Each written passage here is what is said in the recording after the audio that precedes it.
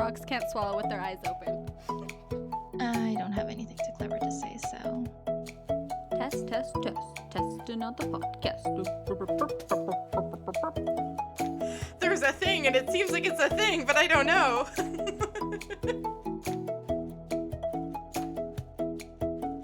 Hi, we're the Reading Queens, and we're here to blab about our favorite books, why we love them, and the book boyfriends we wish were real. And we're back for another episode. Welcome. We're very excited you're here, and we're very excited to be here. So, I'm Valia. Hi. I'm Kay. I'm Hanna. And I'm Tess. Yeah, and we are back for our trope episode, which let me just tell you, everybody here is ridiculously excited about. Yes, So- we are. I cannot wait. She says that every time, but we are actually extra this is the excited. one. Time. It's for real. You guys, we're always excited, okay? Because we love this podcast, but yes. Yes. Just like a little extra level. Just a little tiny bit. extra. But before we get there, we're gonna make you guys wait. I'm just kidding. I'm torturing the girls here and We're making them talk about fine. their life first. How's everybody doing? How's the week? It's real hot. I just want to say that as soon as we pushed record, all of a sudden I had to cough, okay? There's just something about that record button that's like, I'm totally fine, but then as soon as I can't cough, then it's like, I have to cough. Don't think about not coughing. Oh my So, goodness. Sorry about that, everyone. It's fine. I just cut it out. We're good. Yeah, you don't hear the coughs. They still happen Nope. secretly. Oh. Magic. It is still hot, of course. Yes. Yes. Do you go, does anyone else go to the beach? I go to the beach multiple times a week because, and everyone's always like, you don't live near the ocean. And I just want to have it on record. You don't have to have an ocean to have a beach. That's not a requirement. You have to have sand and water. And then it's a beach. There is a beach by me, and it is not a nice beach. So no. Why isn't it? Is it like Also- gross or? Yeah, the water's just. It's actually better than it used to be, but it's yeah. You need to shower after you go to the beach. Yeah, That's not as appealing. It's like a lake, so it's not. Anyway. Well, we have a really, really nice beach by our house, and we've been going there a lot. And you guys, guess what I saw last time? What'd you see? 2 starfish, and they were so I big. was expecting it to be a celebrity or Yes. Why would I care about a person? I get way more excited about animals. But that is cool. yeah, it's 2 so starfish. Cool. That has been on my dream, because I love marine life, and that has been my dream to see one in the wild, especially because we see so many cool clams. We see a bunch of really big crabs. There are no sand dollars on our beach, but we looked up what kind of marine life is in that ocean, and there are octopus and there are jellyfish and I sea love stars. jellyfish. And we have seen some jellyfish, and we see them stranded on the beach a lot, so those are sad because they are no longer alive. But yeah, we saw starfish because the tide was super, super low, and it was huge and pink, and I pet him, and I took a video. And then I saw another one not too far from that. But every time we're there, we see seals. There's always seals out there. I haven't seen a whale yet, so that's next on my list of things I want to see. But it's a Puget Sound, and there's definitely whales there. I just haven't seen one at this beach yet. I did see a whale one time though at a different beach, and I was so excited. It was my childhood happiness coming out. It was but no one else on the beach saw it. I think I took a video, but that was an old phone. Magic. But it was an orca. But it was on its own. And so no one believes me. They're orcas are in pods. I'm it was an orca, and I saw it, and I was the only one looking, and nobody else did. Well, maybe believe the others you. were just under the water. Yeah, they could have been. And I watched them for a while, and I'm looking, I'm why isn't anyone else so amazed? Because to me, I'm it's basically seeing a fairy or a magical creature. It's a whale. I agree. I've seen an orca Oh, pod that's funny. once, Oh, magic. and it was amazing. It was at the Vancouver ferry landing, to go across the Ooh, Vancouver okay. Island. And we've been driving for, I can't remember how long. I had come from Alberta, so I had been I took the bus with my parents, and we drove all day, and it was 30 hours, and then we missed the ferry, and I was we'll just hang out here for 2 hours. And then there was an orca pod, and I was everything is worthwhile. Oh, that would have made me so Aw. happy. It's so special. That's awesome. So it was really funny that you're talking about the beach and like not having sand dollars. So I just saw this video on TikTok of this woman, and she was like, let me show you what an alive sand dollar looks like, because you guys don't know that these things are alive, you know, because like people apparently are amazed that the white ones that you find are not like the live, they're Right. actually alive creatures, Yeah. you know? And I was like, is this not like a known thing? But okay. Well, anyway, so she picks one up where her and her kids are, and it's like this dark color, and she's like showing how it's like shimmering and all this stuff, and then she just breaks it. What? And like I like my heart stopped for a Killed second. it? Okay, no, it wasn't. It was already dead. It was right before it dries to Okay. become white. Oh, okay. So then she like walks over to another place and actually picks up a live one. And so all the comments in there are like, I just thought I witnessed a murder. You gotta tell me the colors of the live ones and the recently dead and the stuff. Oh my gosh. And That's funny. it was hilarious though. People were like flipping out, and I Well, was that's like, probably she yeah. probably found that sand dollar. Was like, oh, I know what I'm gonna do with this. Yeah. To make a bunch of people freak out. That's how you go viral. Yeah, it was great though, and it was really cool though, because like I've never seen like a recently dead one. I've seen like a live one, and I've seen obviously the ones that they like sell and whatever, and you can find on the beach, but I've never seen one recently dead. And so like the shimmer that is on their bodies before they like dry out and stuff like that is really pretty. And so I was like, that's really cool. It's like a last hurrah or whatever. As it dies, it's like, look at me, I'm beautiful. I don't think I've ever seen a living one either. Like, I knew that they were a live creature and that, Mhm. you know, and that the things that we see are dead. I knew that, but I don't think I've ever seen one. I haven't I either. haven't either. I've only seen the I'll dead have to look ones. it up. Well, she wasn't on like an ocean beach or anything like that. Like they were kind of walking through water, like maybe like a pond or something like that, or like a swamp. Like that's what it looked like more than just like a regular beach. Oh, it could have been like a lagoon So I or was like- something, like runoff from the ocean. Yeah, so I was like, that's probably why, because we like they're you know, they're on the bottom of the ocean, like nobody's gonna Yeah. they're just gonna go get one, you know, to see a live one or whatever. But it was funny to me that nobody knew that they were actual like living, moving creatures. I'm like, what did you think it was? I don't get it. But whatever. Just something pretty that the I beach gave guess. us. The ocean just spits out random stuff, apparently. Anyway, yeah. That's Side cool. note. We don't have a beach here. I have I a know. pool. I'm looking up what they look like now. So Oh. I should see if I can find that video and I'll post it yeah, you should. in our Insta stories so we can scare everybody else if they don't listen And to then this we'll know first. who listened Like, first. if you had listened Yeah. to the podcast, you would have known. So that's on you. Precisely. Anyway, I don't know. It's just funny to me. But are we good? Tess, did you have something Oh else to yeah, tell I us? want to say something that only is going to be relevant to you because these other two ladies are not going to care. But I watched a really good thriller show this weekend. I like binged it in a Okay. couple days. She's It right, was Kay. so good.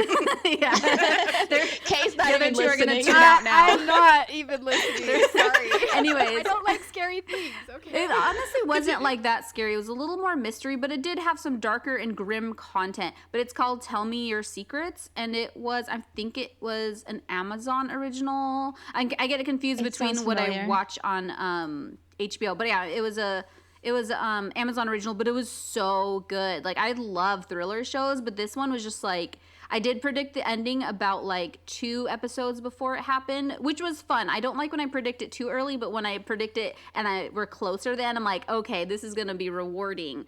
The only thing I wasn't expecting was that this is a series, not a mini series, because most thriller shows that I watch are like based off of a book, and so it's like a mini series of like 6 episodes, One and done, I never yeah. have to like watch it again. And it's not that I don't want to watch it again. I just really wanted everything to be wrapped up so I could like. But there's still loose ends at the end. I'm like, what? I'm like, I was telling my husband like afterward, I was like, I did not expect that there was gonna be more. Like I was not ready for this ending. But it was really good. It's so funny because it really doesn't matter if it ends on a cliffhanger or not, but if you're not expecting it, that's a totally different experience, Yeah. right? Yeah. You know? If you're just like, you need to be emotionally prepared. Like, there was this show that we were watching that I thought was a TV show with lots of episodes, and then I found out like 3/4 of the way through it was a movie that was about to end and be over. I was like, oh, okay, I need to emotionally prepare myself for this. Wait, was that the Enola one? Yeah, it was. Yes. Oh, Yeah.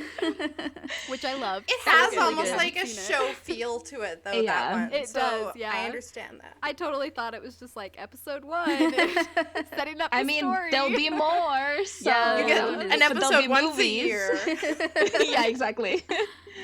That's Well, funny. it's the same with books, though. Like, it's the whole thing when you think you're reading a standalone, and then you're like, there is no way this is going to get wrapped up in the next 2 chapters. Yeah. Like, You're like, oh wait, this is a series. Speaking of that, when I read Cinder, I thought that it was going to be, the Lunar Chronicles, as we mention in every podcast that I'm in, apparently. Yes. Okay, so I thought it was the kind of series where it was standalones, but like right, each 'cause it's book was a fairy different tale, so fairy it tale. makes sense. So Mhm. then I got to the end of that book. P.S. It's not a standalone, definitely a cliffhanger, and I was like, That's exactly how I felt. I thought Yeah. we were gonna get the full Cinderella story in one, Yeah. since I saw that each one was like a different fairy tale. And then we get to the end, and I'm like, okay, so he's gonna go after her, and then they're gonna like make up, and they're gonna live happily ever after. I'm like, wait, what? It keeps Yeah. going in the next book, and I was like so shocked. Yeah, see, if you know, I think if I had known, I would have been fine, but I definitely did not know. So I got to the end, and I was like, I read the next book very quickly. I mean, yeah, unless you read something when it first comes out. Oh, and then you you're have to like, wait. Yeah, that. then you don't.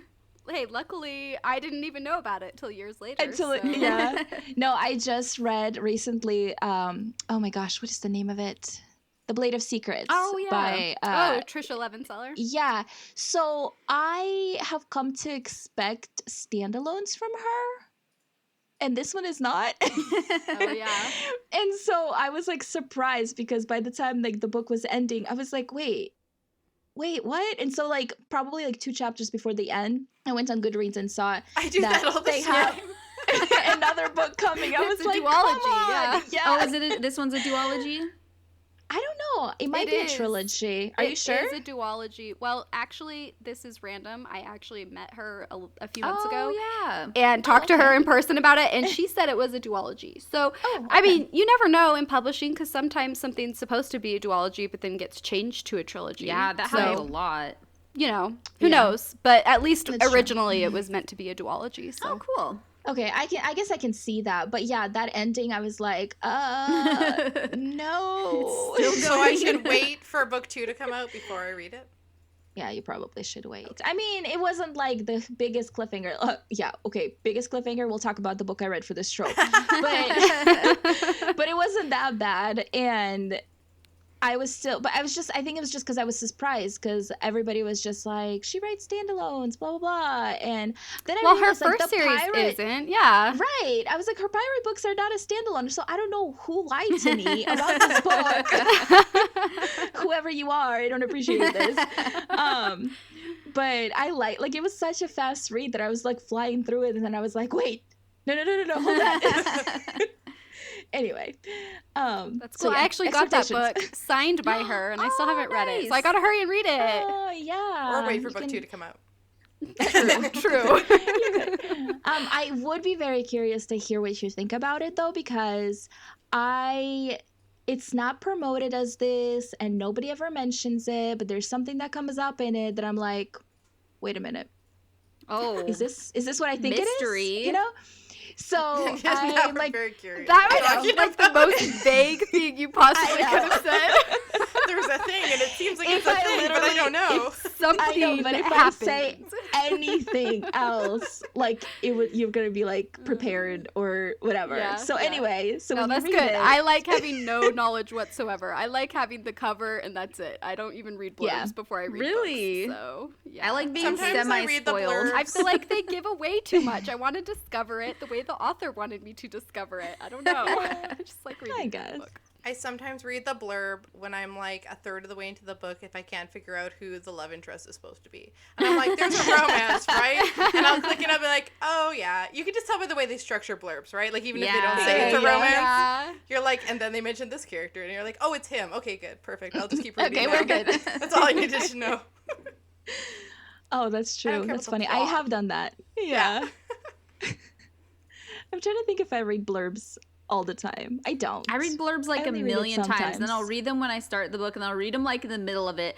Especially if I don't know what makes me do it, but sometimes I will just like need to go read a blurb, or sometimes if I'm like kind of confused about the direction something's going, I'll go and read a couple reviews just to like see. I'm weird. I mean, I don't do that with everything, but if there's a book that just like I'm like not quite like understanding like where it's going, and I feel like I need a little more insight. Yeah, it's a kind of a weird thing. That is so funny. You're like an interactive reader. Yeah, it's not just the book. You've got to read. I mean, I like stuff too. so That's the thing is, I like being spoiled. Like I like being prepared and spoiled to a very certain point. Like I don't love going to books blind, but I also don't want to be totally spoiled. So I actually like when I'm like a little bit spoiled. And that's kind of probably why I like romance, the romance subgenre so much, is because you already know that like they're going to end up with the love interest, and there's a pretty clear, like unless it's a love triangle, then like there's a pretty clear like sign of who it's going to be. And then the like mystery and the fun is figuring out how they get there, because when it starts, it's like it doesn't seem like it's possible that they can get there, even though you know they are. And I love that. I really love that. Like I love knowing that it's going to happen, because it puts me at ease. And that's the thing that you guys has been stressing me out about the romance genre in movies and shows, because it's harder. Yes. I've been wishing, because okay, so when it comes to books, you can tell by like the cover and the blurb whether it's a romance or whether it's women's fiction or literary fiction. It's not quite as clear in movies, and I'll be watching a movie that's like, oh, this is going to be a romance, and then like it's not. Like, okay, some of them you know it's going to be sad. Okay, The Fault in Our Stars, I was prepared for that. That's one of those things I wanted to be a little spoiled by, or else I would have gotten to the end and been like, wait, they don't live happily ever after? It's pretty obvious, so if you know the premise, okay? But let's just bring up a certain one. I don't know if I want to spoil this, but I'm going to. What's it called? Last Christmas, the movie Last Christmas. Oh yeah, I thought that 100%. I thought that was a romance. Guess who ruined it for me though? But it also helped me. My husband predicted the ending. We were like halfway through it, and he's like, "What if blah blah?" And I just turned it and looked at him. I'm like, "No, that can't be it." And then every sign pointed to him being right, and I was just like, if I didn't already know that, I probably would have been sobbing and devastated at the end. But at the same time, I was just like dreading the ending. But I was like, okay, so this is more of a story about the woman's growth. This is not a romance. Yeah. This is not a happily ever after romance that I was starting. Any book where somebody dies, I hate that. Okay, not just anybody. Okay, people die in lots of books. At all. But anything that's like, it's supposed to be, you know, like, especially if it's the love interest and the love interest dies, I'm like, that is not my kind of book, okay? Yes. Or movie. I have not watched or read A Fault in Our Stars, because I'm like, I want to be sad. So good though. That's one of those ones that I forgive it just because I know that it's not it's definitely a love story, but it's not a romance, and it's like it's a coming of age heart-wrenching story, and it was so good. I didn't read the book though, but I saw the movie. But there's not a lot of movies where I feel the same about, like, unless I'm prepared. I need to be prepared, and the lines are so much more blurred in film and well, I guess not really TV show. TV show is different, but like in film, it's so you don't get a cover and a blurb to figure out, because they just usually sell it the same way. They're like, these two quirky teens meet and blah blah blah and love blah blah blah. There's just so much more like crossover of people who watch lots of different genres, so the genres don't have to be as specific, I think, with movies as they do with books. Like I almost watched what's that? Okay, I almost watched and read the book Me Before You, and then I got the ending spoiled, and I was like, okay, I'm not gonna watch another one I would never ever read the book. I thought that was gonna be like, because you watch the preview, this looks like a romance, a classic romance. Yeah, classic. It does look like a romance the way it's marketed. Yeah, I read the book. I read the Fault in the Stars book as well. But with Me Before You, I just don't trust her in romantic comedies. Is that what's supposed to be a romantic comedy? No, like in romance, like just I don't trust her in romance. Okay, I'm sorry, Emilia Clarke. I just don't trust you to be in a romantic movie. I thought you were talking about Jojo Moyes. I was like, that's not who wrote it. No, I was like, yeah. No, Anyway, I just don't trust her. No, but the last Christmas was the same experience. I went to the movie theater with my parents, and I predicted the ending like really fast, like really in the beginning, and I was like, I leaned over to my dad who doesn't care about spoilers, and he's like, I think so too. And my mom's sitting between us, and she's like, shut up.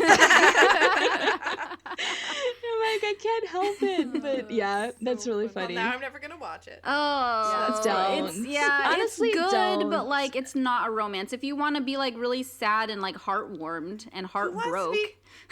Sad for on Christmas. That was like the worst thing, right? Because we have a certain expectation when it comes to Christmas movies. Yeah. Well, that's that totally did not cultural need it. too, because I have learned that in other countries they don't necessarily have like these heartwarming stories for Christmas. They're like sad. That is normal. Yeah. So if the book was written by an author, or does it come from a book? Maybe it doesn't come from a book. The Last Christmas? I don't think so. Yeah. Anyway, just. I think just some jaded people don't want to be happy at Christmas, and they want to bring everyone else down. Yeah, maybe. We should do a Christmas episode coming up on We Christmas should do. and talk about all our Yeah. Christmas like opinions about And stories. read some Christmas Christmas stories. books, like 10 Blind Christmas Dates that I movies. have on my Kindle, and I really want to read it during the summer. It'll help cool you down a bit. There you go. That's funny. I was gonna say my favorite movie is a Christmas movie. What movie? But anyway, While You Were Sleeping. Oh, I love that movie. I haven't seen that in so long. Kind of So Christmassy. I watch it every year. I watch it every year. I make my parents watch it with me every year. I make my and husband I cry watch every it. single time. I watch it every year, and then one year I was, because my husband used to always work nights, and then he was working days, and I'm like, I guess you're watching my Christmas movies with me. So we watched it, and he was like, oh, this is really good. And then this year, he was like, let's try something else. I can't remember what we watched, but it was terrible. Oh, it was The Holiday. The Holiday I was love not that like, one. You didn't like oh, it? it just wasn't what I wanted. It was Okay, too, but it's not a like, Hanna It's movie. not. It's a little It was okay. It's more raunchy, but I it loved was it. more raunchier than I wanted for Christmas. Yeah, I could see Not that. we were It's raunchy the rest of definitely the more time, of but- like the new like modern love type thing. No, I don't want that. Yes. I liked and it, he though. didn't even like it either. And I was like, Really? this is what you get for suggesting Not going to something the class. other than While You Were Yeah. Sleeping, which is clearly this one. I watched Oh that my and The gosh. Holiday, and that is all. Yeah, my parents love that one too. Anyway, my So dad was me actually and a big- Valia's parents we're on the same track. we're it's fine. No, my dad is a very big watch everything Christmas Hallmark movies with my mom, and I find it the sweetest That thing. is Like, adorable. because it's not his thing, and he just like loves them, and he'll always be like, if my mom sits down to watch a movie with him, which doesn't happen very often because we're just crazy busy right now. He's always like, all right, check out Amazon. Let's see what cutesy little Hallmark movie we can find. And I'm just like, Dad. That's cute. It's like, yeah, it's the cutest. I love it. Anyway, but speaking of love, I know, I was like, we don't have a good Now segue that from we've gone Christmas very off movies. track. I know. Our To be trope. fair, we did sort of talk about what the trope is. Yeah, I In was a like, I could way, have segued out of Cinder, but I didn't because, But yes, for those of you who don't know, our trope episodes are basically we pick a book the previous week and all around the same trope, and then we discuss it. And this trope is kind of very near and dear to all of us. Some of us a little more than others because we have books published in this trope. Yeah. And some of us don't. Others of us Tess. just have entire series outlined in this trope but haven't written them yet. We're just waiting Yeah. for them to come, please. Yes. I mean, I'm like halfway there, right? You've I got have the pretty cover and like covers, 5 yeah. chapters. Anyway, so the trope, in case you need me to spell it out for you, is fairy tale retellings. Fairy tale retellings. We are very excited. We are. So Kay's gonna start us off and talk about her book, and yeah, take it away. Okay, I read The Shadow Queen by C.J. Redwine. This was cool. It's a Snow White retelling, by the way, which if you saw the cover, that would be pretty obvious because there's an apple. So it's cool because I think one of my favorite things that she did that was a little bit unique is the Snow White character. I feel like she has a different name than that, and now I'm blanking on it. Anyway, I'll figure that out in a second. But she has a little brother, so that was cool. And okay, I say little brother, but he's like basically her age. He's like just a couple years younger. So so that was cool to have these two teenagers who are trying to save their kingdom, basically. It was cool. I also liked how she has this hawk. I believe it's an animal that she is has like a telepathic bond with. I want a telepathic bond with a hawk. Yeah. Does it give instructions? It was very cool. No. What? I said, does it give instructions on how to do this? On how to do what? Get a telepathic bond with the hawk. I want one. It was Sorry, cool. I'm distracting you. I do love those. Yeah, I do love the, the animal companion. It's kind of like that, an animal companion. Yeah. Well, it is exactly like that. Lorelai, by the way. I just found the answer. Good job. Lorelai is her name. Not the hawk. The person. Okay. Yes, the one with the hawk. So she's also discovering her magic throughout the book. She is aware that she has it, but she is not really... she's kind of nervous to use it because of various reasons, and so it's cool. And another thing that this story does is it tells Lorelai's story with the Snow White storyline with the evil queen and everything, but there is also the love interest. He is from a different kingdom, so you kind of get his the background of his kingdom and what's going on with him, and they end up having to work together. It's pretty cool. Ooh. Because that's like the biggest hole in the original like Snow White story and the Disney one too, is you're like, who is this guy even? He just like rides by and he's like, I'm gonna kiss you. You're like, I guess that worked out. But... Yeah. So I always love they seeing do with these actually ones how have they a do that. relationship Yeah. in this one. Yeah. So that's always nice instead of the just kissing part. I do like that about fairy tale retellings because we get to like expand on those relationships that are kind of like just like barely like it's at the end of the story or whatever. See, that's why Beauty and the Beast is the best fairy tale to retell because they actually have a relationship. Yes, he's in the whole story. Yeah, it's like the only one. All the other ones, they like meet them at the end and they're like the reward for having gone through this like trial of their own personal nature. But like we always think of fairy tales as romances, but they're like the way that as readers we expect romances to be, the original fairy tales are not quite. So as writers, Well, Rapunzel is another one where they do kind of get to know each other. That's true. I actually don't know anything about the original fairy tale, so I don't know like I don't know what happens. He goes with that. blind because of thorns, which is why. Oh, that's why Rapunzel. Random. Why he's Okay, named anyway, Thorn just in the Lunar Chronicle, the guy's name is Thorn, and he goes blind. I had not put that together. I think it's been too long since I read it because I have my daughters. I have millions of fairy tale books, obviously, and we have one that's like a little golden book that has 3 in it. And I bought it because I liked the illustrations. And one of them's Rapunzel, and I was like, oh yeah, and one of them is I forget what it's called, like Frogs and Diamonds or something. It's like this girl who is nice to a woman at a well, and she turns into an enchantress, and like every word the girl says, like diamonds and jewels come out of her mouth, which sounds terrible. And then her mom's like sends the other kid, but she's rude, and like frogs and lizards and snakes come out of her mouth whenever she talks. And that's like the story. And then like at the very end on like the last paragraph, she's like, and then a handsome prince rode by. Oh and my thought she was gosh. beautiful and carried her off to be his wife. And I was like, what on earth is this? That's kidnapping. Okay. And it's like her smiling on a horse as they ride away. And I was like, this isn't even in the plot. Like, what is happening right now? But she had diamonds and pearls, so. And she was beautiful and kind, or something. I was like, This is so funny because my mom bought a Little Mermaid book because she hated the Disney version of Little Mermaid so much. She hated it so much that she's like, I'm going to show you the real fairy tale. Okay, you're going to know the cry real yourself story. to sleep at night. Which, by the way, is not a happy ending for those It's a who terrifying, don't know. yeah.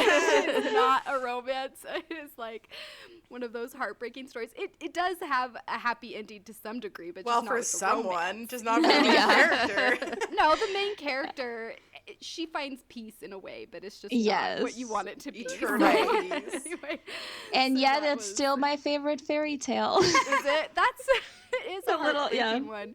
If you're the kind of person who likes the sad stories, it's a good one. The original. I don't, but that Well, one. that's For Hans some Christian reason. Andersen, though. Hans Christian Yeah. Andersen was all about, like, the sweet, morally good girls who die. yeah, Really. true. Like, enjoy the little match girl, That's everyone. Oh my gosh. Yeah. Oh, sad. that one makes me cry. See, this is why we love writing retellings. Me, anyway. I look at it and I'm like, okay, here's the stuff that's in the original, and here's the stuff that's in Disney, and then here's the stuff that I like, and then I just Yeah. like, I feel like I just put them in Mash a them all bottle, together. and I shake it all up, and then I'm like, look at this story that came out. I wish it was actually that easy to write books. Oh, It's not. yeah, Let me me tell too. you. Don't we all? But it's kind of like, yeah, how it goes. I'm like, well, I don't like this part, so I'm not putting that in. Well, I appreciate that they do stay true to the story a lot of the times. And actually with Frozen, I liked Frozen, but I really wish that they had kept more to the story of the Snow Queen, because I love the story of the Snow Queen. I don't even consider it a retelling. No, it's not anymore. at all. Like, vaguely kind It's of like inspired inspired a by bit. it. Yeah. Nothing about it is the same as the fairy No, tale. I So agree. then it's hard because it's like, how do you do a fairy tale retelling that people recognize when the story that they recognize is nothing at all like the fairy tale? I love the Yeah. Snow Queen as well. That's when Hans Christian Andersen wrote a happy ending. He did it at least Oh. once. Yes. He did it just once. Just one time. Oh my goodness. We have like a long one of like the tin soldier and the ballerina. There's another. The Oh, steadfast yeah. tin soldier. They like melt into a heart shape in the fire. Oh, That is What is true. wrong Okay. with these stories? My mother-in-law bought a bunch for my kids, and I'm like, we're just not reading this one anymore. I can't handle it. Oh my gosh. Now that we've ruined all the fairy tales for you guys. I mean, unless you like Well, being sad, okay, then pick sorry, up stuff. they've been around for hundreds of years. Yeah, so probably. that's on you. I'm if sorry you if don't I know the spoiled ending. Hans Christian Andersen. Yeah. I've been interrupting a lot. Did you have anything more to say about the Shadow Queen? No, I don't think so. Okay, actually, wait, I did take some notes. Let me see what. Oh, okay, this is actually just mostly about fairy tale retellings in general. So, like Valia was saying, I love it how it can expand on the story and you get more of the character development that you don't always get in those original stories. And even in movies, movies just move so much quicker and they don't have as much as a book has in it. So it's cool when you get to have more of the relationship and just the characters develop. Also, this is just a note about fairy tales in general. I do not like it when people change the story too much or if they take away the happy ending. I remember this was years ago, so I have no idea what the book title is, but my sister read this book about Cinderella, but it's like she and the prince only got engaged at the end of Cinderella, and this was like after they got engaged, and she realized that it was stupid to just go and marry him, to decide to marry him, and she was happier without him actually, and that was like supposed to be the happy ending. It's like was Into like- the Woods. Have you seen Oh, that? Oh Or- yeah, I Into the was Woods not does ready the for same that. thing, I where was it's- not yeah. prepared for Into the Woods. Yeah, I did not know what it was. And I was I like, do oh, wait. not like that. I'm like, if you're gonna give me a retelling, you've got to give me the happy ending. You can't take away the happy ending Yeah. that I'm expecting. Well, and like we mentioned, there's plenty of sad endings. If you want to do that, Yeah, there's already True. plenty of those. go for The Little Mermaid, not for There you Cinderella. go. Well, I think it's because like some people, I don't know. There's like two ways to look at fairy tales. I think some of us just like honestly love the fairy tale, and we Mm-hmm. love like. I mean, I honestly love the Disney versions too. I don't care. True. I I love them. Yeah. And I like the originals even if they're different. And I love reading people's retellings, but it's because I love the story. Like, I love Cinderella, and I love her and the prince to be together at the end. And I love the whole thing. And when people write like that, it's kind of like they're almost making fun of me for loving it.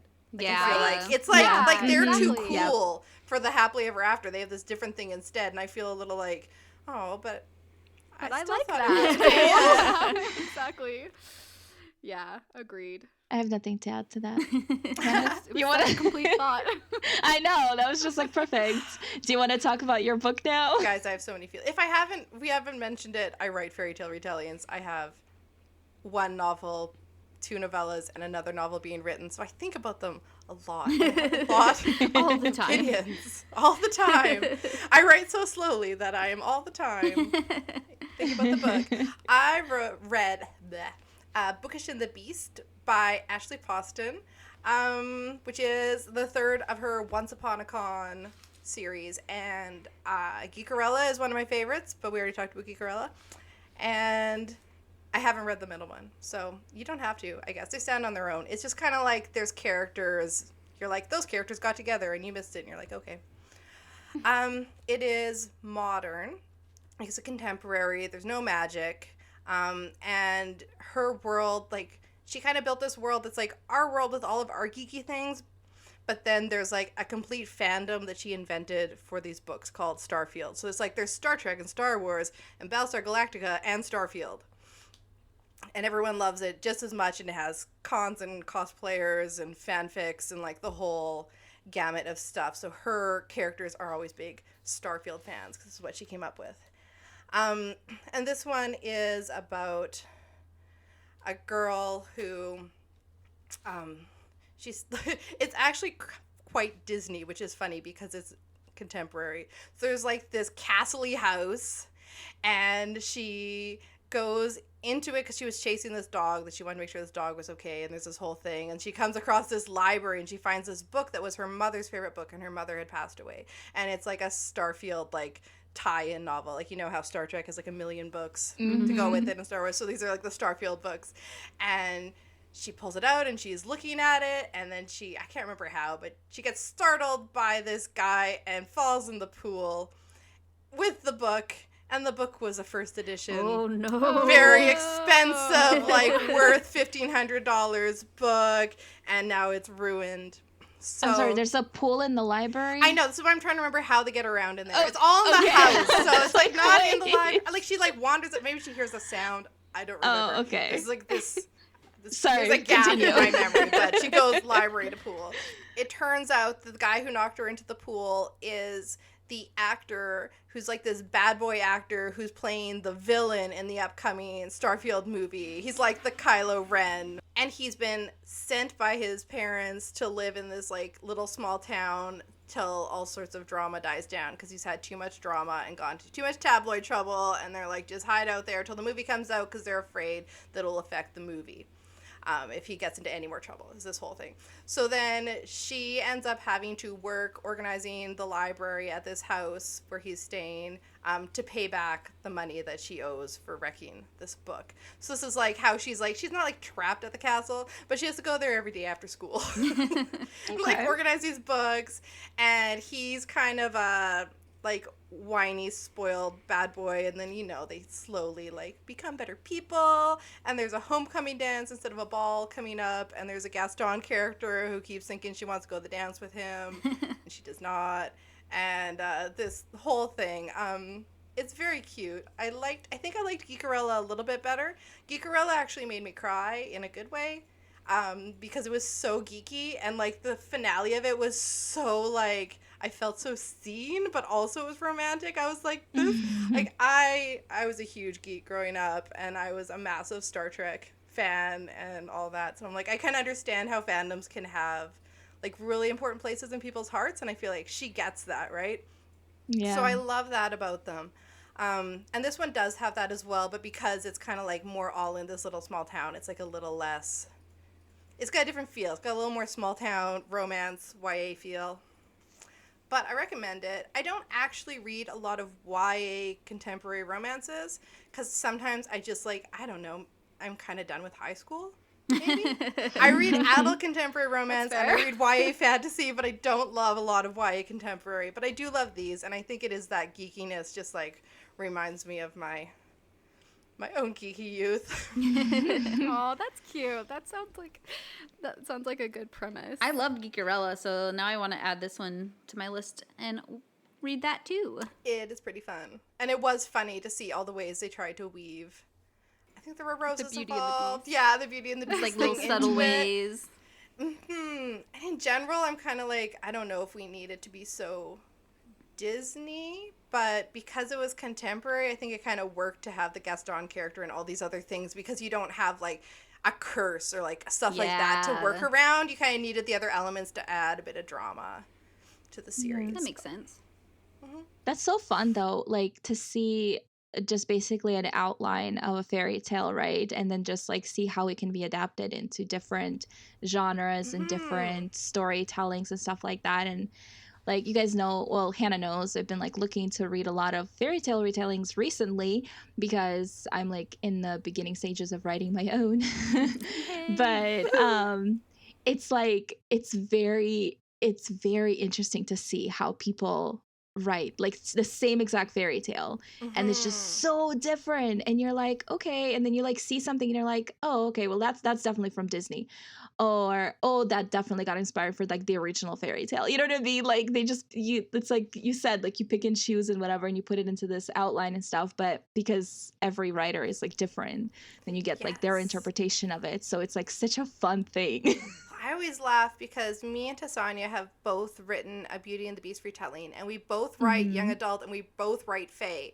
And you would think that there would be like some vague similarities, but our books are so different. they're like very completely different. like Well, the tone. covers are both green. So. I know the Okay, there covers you are go. pretty similar. and they're both illustrated. Yeah. We both drew our own covers, but yeah, like everything's so different in them. Because I'm always like telling people, I'm like, I don't know, like I want to say if you like mine, you would like this one, but they're really so different. different. I'm like, Yeah. It's so funny It's how just that like can it happen. How there's just like you can do so much with like a similar, type plot. So like for people who say like, oh, I don't think I like fairy tale retellings because I don't like reading the same thing. Like there's some readers who say that they just don't want to have to like read the same thing again. But like I feel like that comes mostly from people who haven't really given them a chance, or maybe from people who like aren't really a fan of the Disney versions. Like totally give them a chance, because every single one is going to be so different, and there's going to be a subgenre that is like going to be your jam. Like if you like sweet ones and ones that are sweet and witty and bantery, hello, Hanna over here has some really good books for you. this is what I do. And then if you want ones that are like, contemporary, set in the modern world, there's a ton like that. There's some that are like, I don't know. There's just so many different ones. Give them a try. And they're all awesome. They're all so read awesome, them. okay? Yeah. I guess not all. Yeah, I was gonna say, I was like, and it's okay not to like if you we'll use the Beauty and the Beast retelling as an example. Like it's okay if you don't like one. Like you might love another one. That's the thing. It's like the gist of the story, but like an author will take it and make it their own. And like while you not like one, you might love the other. So it's like you can't judge like the fairy tale retellings by one author or like by one book that you read. And actually, that's a good point, because I do find that the original fairy tales that I don't like as much, I usually don't like the retellings as much either. Oh, okay. It's like Yeah, my that makes favorite sense. fairy tales. Yeah. Those are the retellings I always love the most. And I mean, I still like them, but yeah, you know what I'm saying. Yes. Yeah, it cracks me up when people are like, I hate Beauty and the Beast retellings. I'm like, okay, well, what have you read? Well, I've read this book. I'm like, okay, cool. Have you read any other ones? Well, no. I'm like, okay, well, then you don't like that book. Like, that's all it is. Exactly.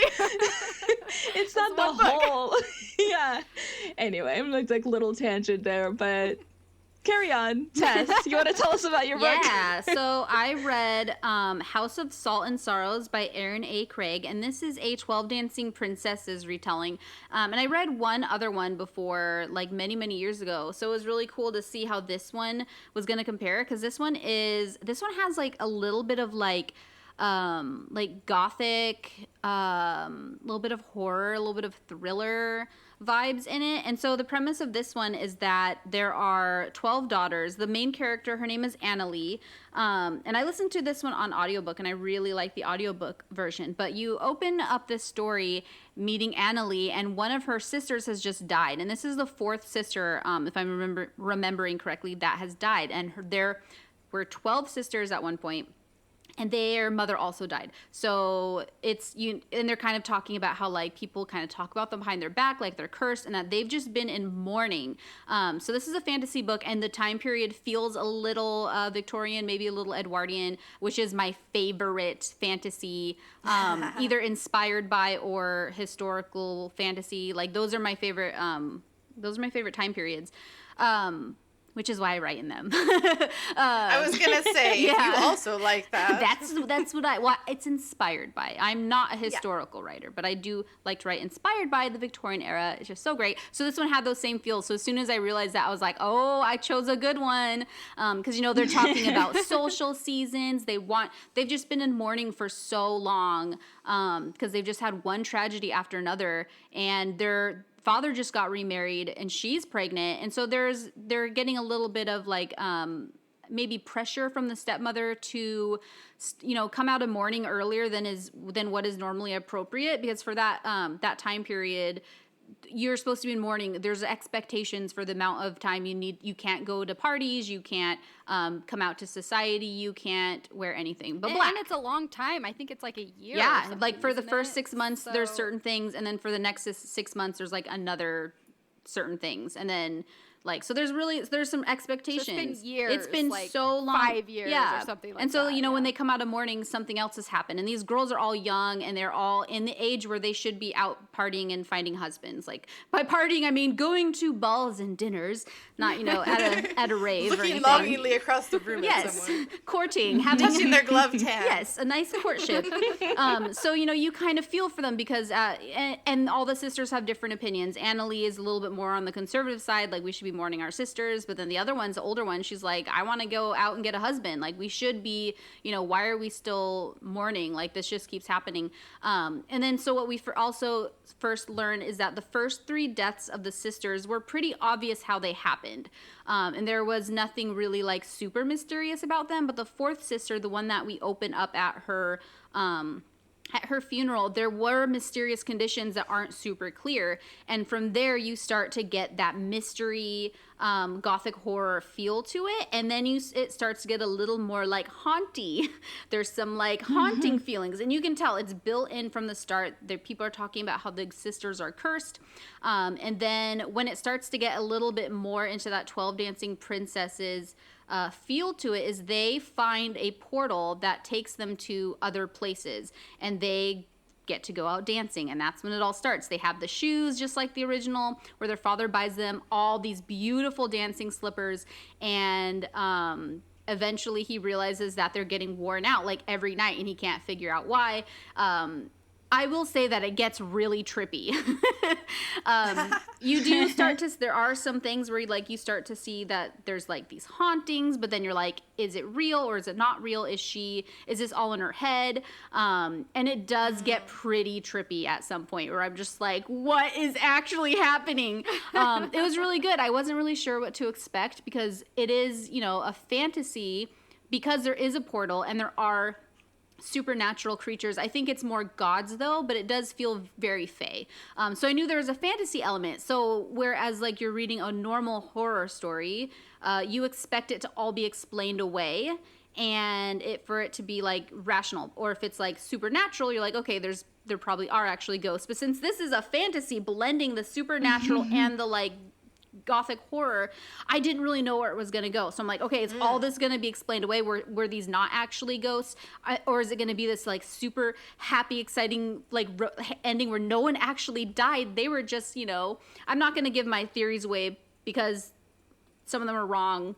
And if you're hoping for that theory to be true and you realize I'm saying it and it's not true, you might be like kind of sad because okay, I'm not going to talk about that anymore. I don't want to spoil it. But anyways, I will just say it was like, I didn't quite know like what to expect. And I had my theories.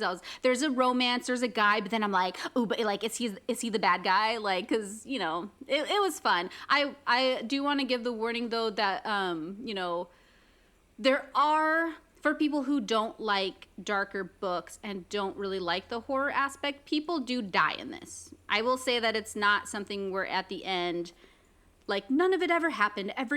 All the 12 sisters had never died. I'm not going to say that. I'm going to say that deaths happen in this book. So just know that if you're not into that kind of content, you might not like it. I really liked it because I do really love horror books. Or not horror, I like thriller. I don't read a lot of horror, but I like horror shows. And so this kind of blended a lot of fun things. And it's like nothing like I write. I do not write thriller or horror in my fairy tale retelling. So it's super fun to see that twist. Yeah, I'm just like gushing about it. But it was cool. I kind of want to read it again on real book because in audiobook, sometimes I tune in and out. And in the end where it gets pretty trippy, I would just realize I'd tuned out a little bit. Like, wait, what? What's happening? Yeah. Is it a standalone? It is. It's a standalone. So it's you get the resolution at the end. For people, I feel like a lot of people read it around Halloween. It's a good one to read around Halloween. And okay, I'm just gonna. Some people might hate me for this, but I'm sorry. If you do need to be spoiled about whether or not there is a happily ever after romance, if you don't want to hear that, plug your ears for about 10 seconds. But if you do want to hear it, it is. Because I need it. Like, I was getting so stressed out. I'm like, I don't know if I picked the right book. If this like ends up being tragic, I can't handle this, and I'm going to be so upset. This is so funny because I actually have started this book and not finished it yet, and I was like, no, I need to know if there's happily ever after or not. So you're going to get to a point. You guys still stop listening to me if you don't hear. You're going to get to a point where you're going to be like wanting to be so upset. Okay, keep going. Just finish the book. It. Oh my God.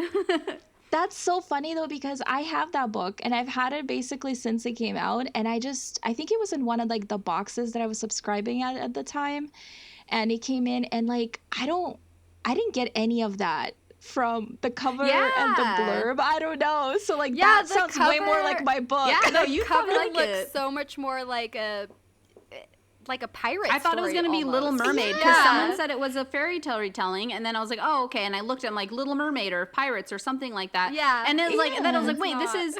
That's one of the times where I had to go and look and see in the reviews. I had to read that because I was starting. I'm like, wait, what retelling is this? And then the review said it's 12 Dancing Princesses. I'm like, okay, I can see where this is going to go because it didn't start really quick with the slippers and the like, that storyline that we're familiar with from like the original, so that took a while. And you were already down 4 princesses at the beginning. Yeah, so I'm like, yeah, it starts. I mean, chapter 1 is a funeral, so it kind of sets the tone right there. Wow. Yeah. So now, like, I want to read it. You'd like it. I mean, it's just been sitting there. Valia's like, a funeral. This is Valia's having the opposite reaction to me. People actually die. Like, no, thank you. I actually do not like that kind of book usually, but I have really enjoyed what I've read so far. And because it doesn't take it over the top. It's not super. I mean, there's some parts that are unsettling, but it's not overly gory. But yeah, the deaths that do happen are like sad, so it does have some grimmer content, but yeah, I really liked it. And I would totally read if this ended up being like a series of standalones that had like Victorian era feels with like some gothic horror and like mild supernatural thriller mixed with fairy tales, I would read it again. I'd read another one because it was cool. It was very different. Like, what are you gonna do with Rapunzel? Like, wow. She should do the little match girl. Oh my gosh. Just kidding. Just kidding. Nobody wants that in a book. Nobody wants the little match girl. There's a reason why that's not a fairy tale. Unless it has a happy ending. Yeah. Yeah, there you go. Just that one will let you rewrite the ending. Yeah. Oh my goodness. I'm gonna have to read that now. Not that my list is getting any smaller. Yeah, right. But I love this part of the podcast where you guys read books that I have literally been living on my shelf for years and like convince me to read them. Like this is how people should promote their books, okay? It's just like talk about them. Have friends like talk this. about Yeah, exactly. Yes. Yeah. Agreed. Yeah. That's really funny to me because I guess I didn't really read the blurb on that one either. And I was just like not... I didn't read it. I only knew that it had ghosts because of Bookstagram. People talked about it. They're always like, oh, it's the perfect... And everyone called it atmospheric. They're like, oh, that's looking for an atmospheric book, this one. That's like, whatever that means, okay. It's a good term. It's vague, but it works. That usually means it's gothic, okay? Oh, I didn't know that. That's funny. Yeah, like it usually has like some supernatural, like mystical mystery with it. Well, that's a good word to describe it then. Yeah, that's really funny. I remember thinking it was a very pretty cover, but looked a bit dark, so I guess I am correct. Yeah. You That's are correct on both accounts. You know your covers. Okay, well, I think this is actually perfect segue into my book because my book is not like a pretty fairy tale retelling either. So I read The Reign of Shadows by Sophie Jordan, and I am going to preface this with the fact that I do love Sophie Jordan. I've talked about her before on the podcast. I think she writes really like fast-paced, very how do I put this? Like very YA-esque stories. Like the formula for what a YA book is. Like I feel like she just like hits all the points for it. And so that's like I knew that going into this book. And it is a Rapunzel retelling. I guess I should say that. Oh, cool. First of all. There are not many of those, I feel like. They're not. At least not there are more indie Rapunzel retellings, yes, but not as many. Yeah, not as many trad for sure. So this one has a beautiful cover, which is like pulled me into it, and it has like nothing to do with Rapunzel either. I guess I might have like thorns on it. I don't know.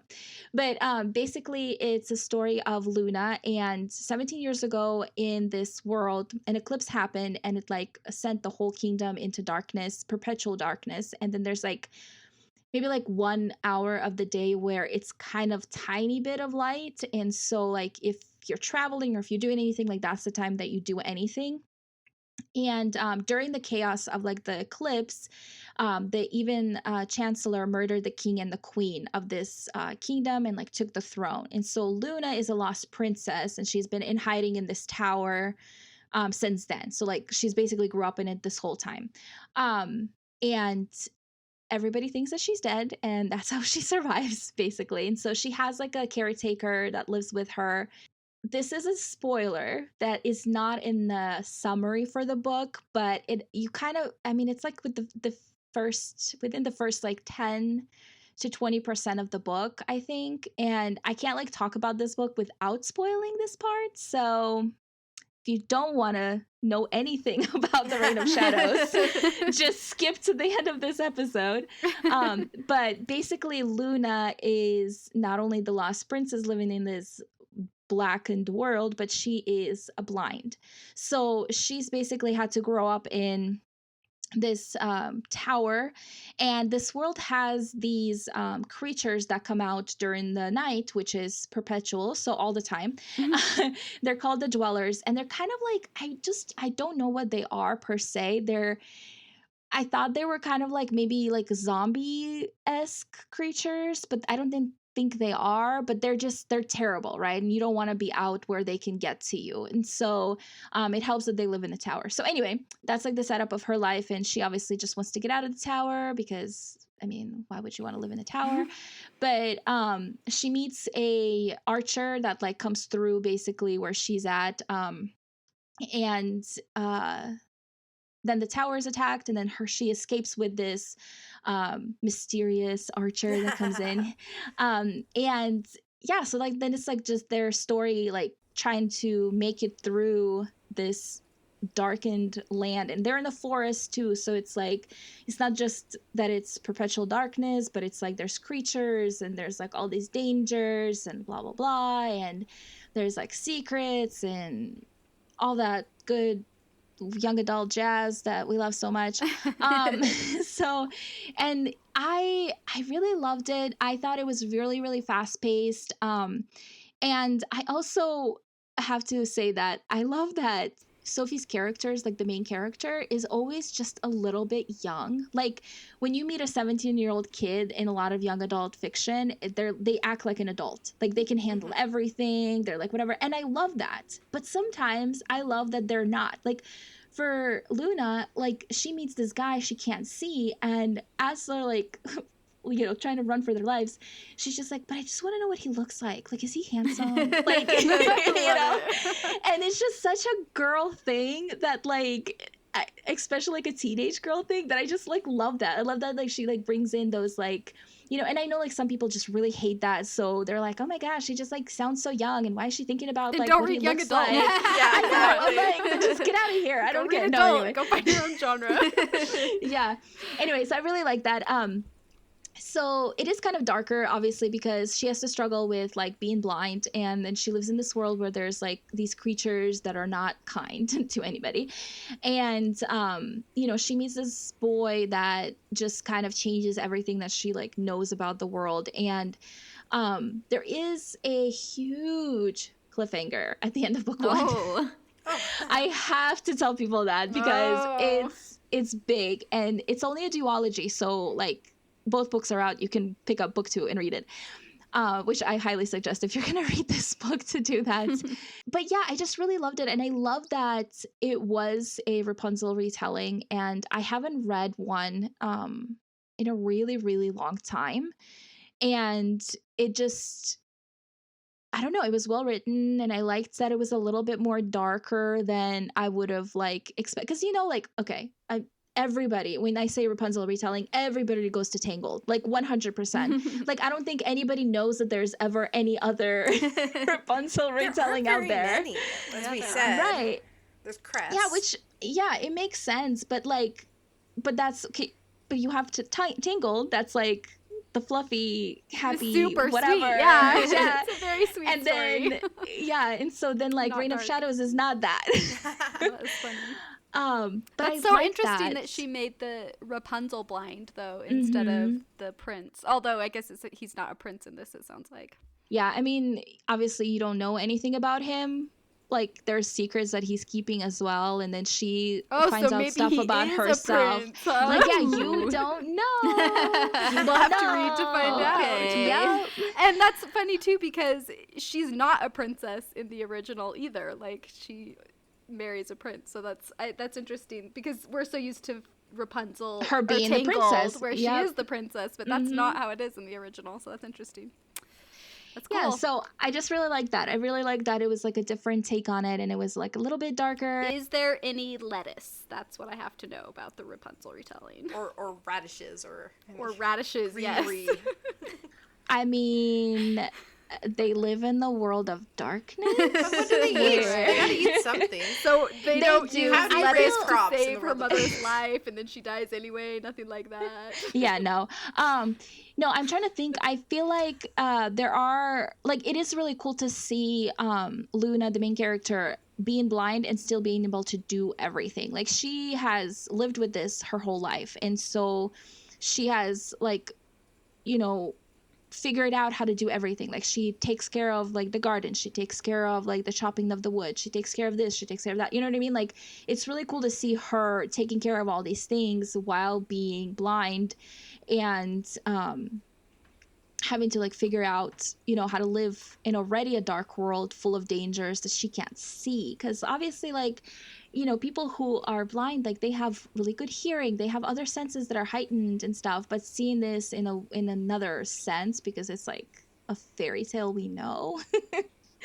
And you just take that in. I just found that really, really interesting, and I like that the way she did that. So Yeah, that's cool. yeah, Sounds like a good one. you I should need read more it. Rapunzel retellings, man. I love Rapunzel. I'm trying to figure out how to write one, but it is a tricky one. I'm like, Yeah. do we need to have hair long enough to drop to the bottom of a tower to be a Rapunzel retelling? I guess that's my No. thought. She just I'm has to like, have long seems hair. tricky Yeah. to manage.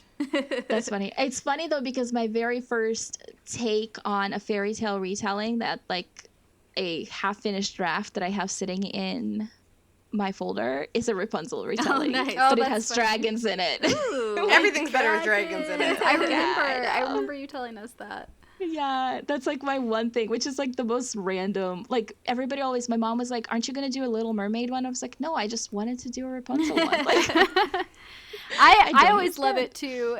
So, you know, in my fairy tale retelling series that may or may not ever get written, but I have outlined, she's a singer. The fact that she can sing is a really big deal because that's important in the original fairy tale. That's how the prince finds her, is because Right, she sings, right. you know. So I always love that when stories incorporate that because I'm sort of a singer. I wish I was better than I am, but I can sort of sing. So I always like that. That's a thing in books.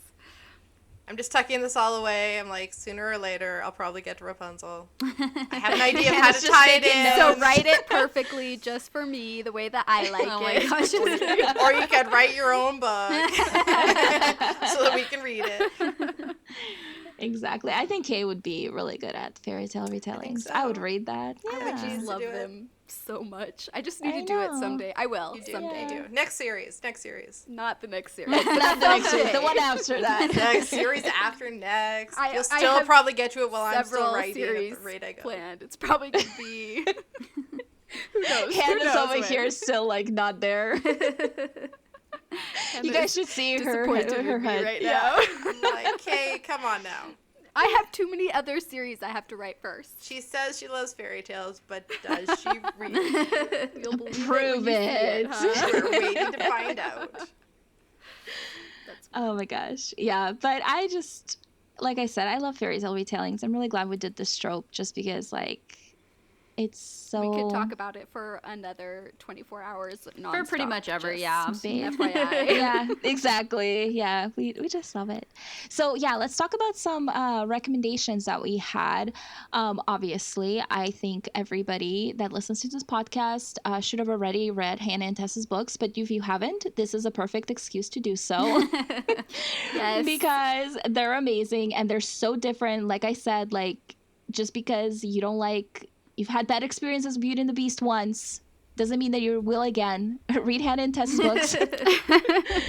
So Hannah's book is The Rose Gate. That was my first book I ever read by her.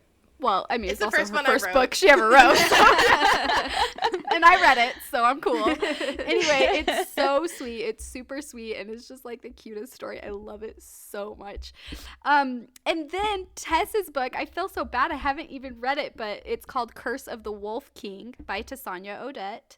And it takes place in her fairy, what's it called? How do you pronounce Ugh, the fairy I hate world? saying it out loud. It's Fairwave. So it used to be the Fair Isle.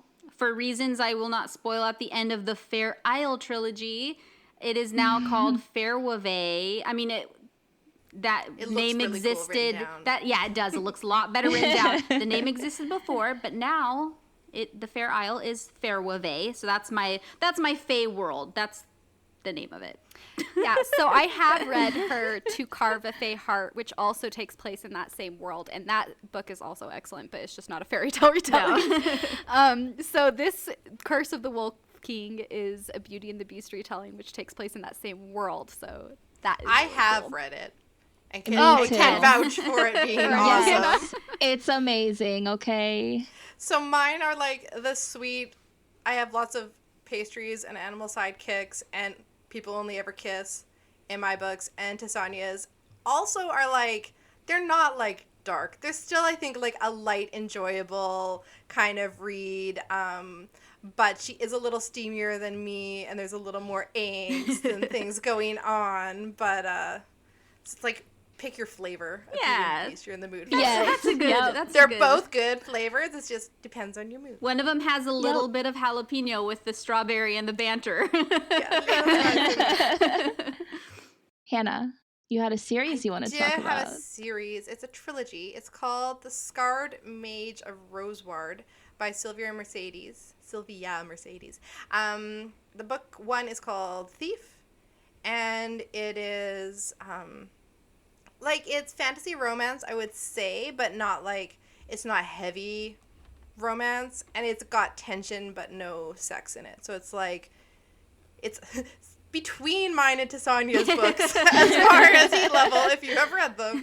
And I think it's really interesting. It's got this, like, this girl she's a thief and very unrefined and running from someone, and washes up on this island where there's this mage who is scarred. This is why it's called the Scarred Mage of Roseward.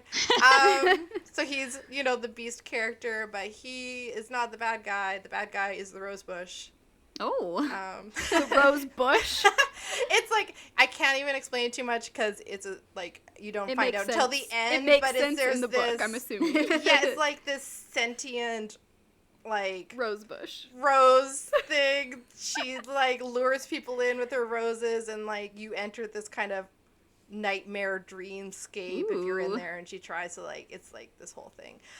It's actually much creepier than I usually read. Oh, wow, books, okay. but I was like still interested, still seeing what's going on. It's a trilogy. It is a trilogy. They're all out, and they're pretty fast paced. Like I read them all back to back in a week or something. Cool. So I think it's fun. It was definitely like, it's Beauty and the Beast inspired with the whole like, here I am in it's not even really a castle. I don't know. I think they're in a lighthouse tower or something, because the castle's taken over by the creepy roads. I thought you were going to say tent. A tent. No, they're not in a tent. When she starts, I was like, what?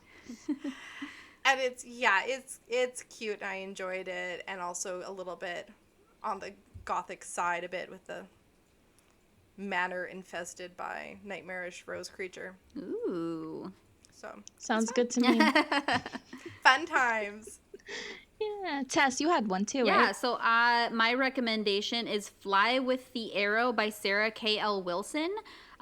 This one is a Bluebeard retelling, and more, I would probably say it's a little bit more on the inspired by Bluebeard, because it doesn't stick with the original Bluebeard story, because if you've read that, it's real dark. I was thinking. Yeah, the original Bluebeard is real dark, but it definitely has those elements. So I don't know, maybe it could still be considered a retelling, but just don't expect it to be like don't be scared away, because like if you know Bluebeard, you're like, nah, he's not my love interest.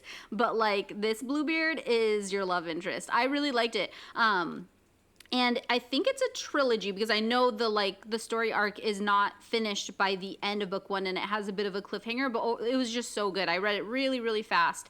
I was just really impressed by how I could like Bluebeard. I was just like, oh, how are you gonna pull this off? You're gonna make me like Bluebeard? And yeah, it was super whimsical. Like the whimsy reminded me of like an enchantment of ravens, and it kind of has that little bit of like the dark element too, you know, with the fae.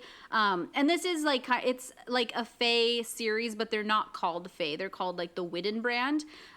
So if you like fae, this is like very similar to like a fae world, but it has like a lot of whimsy. It's like there's some humor, and yeah, it was really good. And I'm really excited for book 2, which is coming out later this year, I believe. I remember looking at that one, and I'd forgotten that it was a fairy tale retelling. It was kind of on my I mean, Bluebeard radar. is not like, I've never read a Bluebeard retelling. And maybe I saw that and was like, oh, well, maybe I'll pick it up. Because I do like maybe Sarah Hanna K.L. was like, Wilson. how can you make me like Bluebeard? No, it's But you apparently have to give it a happens. chance. Yeah, it's That's and you know, cool. she's not like one of those writers who's gonna write like you know, anything like super dark and grim or anything. Like so like if you like her writing in general, like it's gonna be along with like her same brand. There's just more romance than like and this one doesn't like get into like steam or anything. They're still in the building up the tension stage in book 1.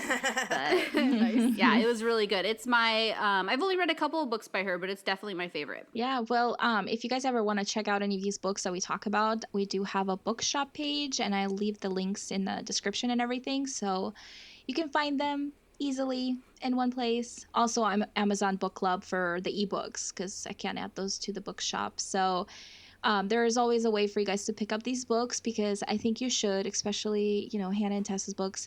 Yes.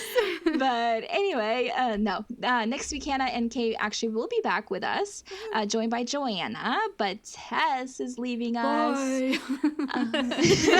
I'll be back. It's true. Yeah, so I do want to know what everybody's reading this week. So we'll do that before we sign off. But Kate, what are you reading this week? Well, spoiler, you're going to hear about this book again next week, but I'm reading the Caraval series. Okay. I love it. Cool. It's not a spoiler, just I'll be talking about it again later. Hanna, what about you? Actually, like, I finished 2 books yesterday, so I don't know what I'm You're reading in tonight. between books. Maybe I'll read Fly with the Arrow. I just finished yeah. Raybearer. Raybearer by Jordan, I can't remember her last name. And it was so good, and you guys should read it. I don't know. Sometimes you, like, pick up a book and you're like, everyone says this is good, so maybe I should try and read it. And then you're like, oh, it is really good. I should have picked it up sooner. So Raybearer is super fun. It's, like, great pacing and fun characters and a cool world building, and you should I'll go read that. Okay, awesome. Tess, what about you? I'm reading Rule of Wolves, and it is yet another very long book that's going to take me a long time to finish because I take so long reading long books.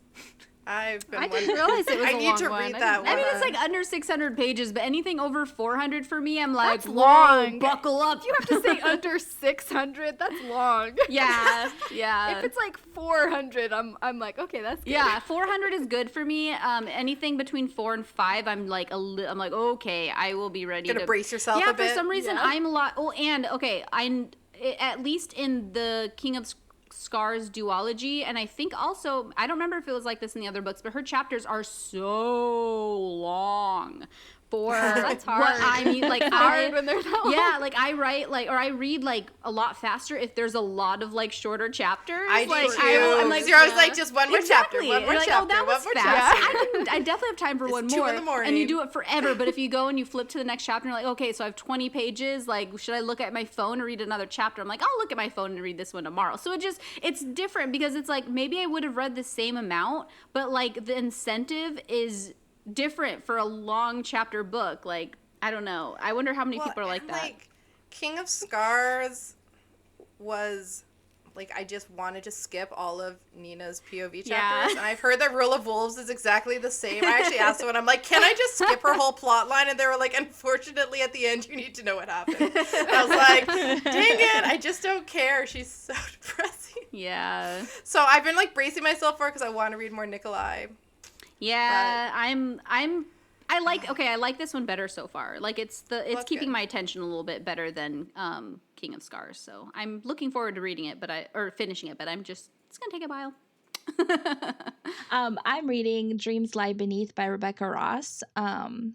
This comes out in November. It has the if I prettiest remember cover. correctly.